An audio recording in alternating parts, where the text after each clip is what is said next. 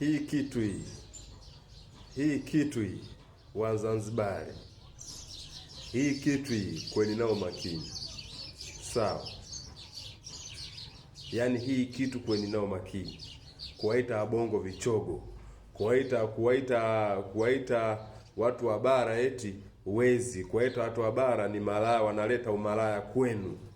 Kweni nao makini, italipuka. Kuna watu wao, mteja wao, kuna Wapemba kibao hapo pale Tandika pale, waka naenda kuwaungisha na sisi hatuna hizo habari hizo, hatuna habari ya kuangalia kichwa, hatuna habari ya kuangalia nini, hatuna habari ya kusia kuangalia nini wala kubaguana. Ila nyinyi mnatuletea hizo pigo, na hizo pigo ni kitambo, nishasikia toka kitambo nishasikia. Huyu mwana nimeiona clip yake juzi baada ya tenge si kufanywa kitu gani si nini na nini, nikamwangalia. Muona huyo jamaa ingia kwenye account yake afu msearch muangalie. Anaongea vitu vya pwende lakini watu wengi wanampinga, lakini hii kitu itakuja kufika mbali. Umeona? Sisi huko hatuna shida kubwa sana kwenu. Ila nyinyi mitumba mnakuja kuchukua kwetu.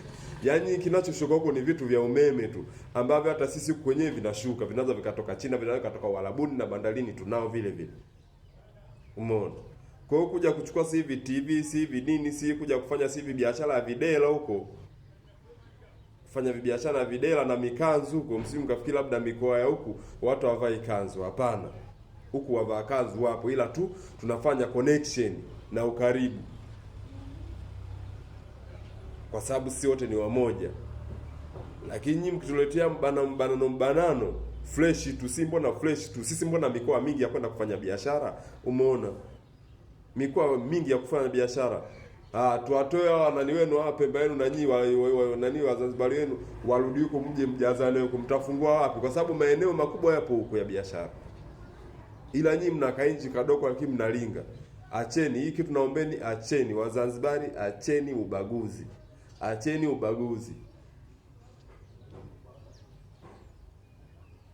Nyinyi ni weusi tu kama sisi. Acheni ubaguzi. Mimi sitaki kutukana matusi mengi, lakini acheni hizo habari hizo, pigo acheni.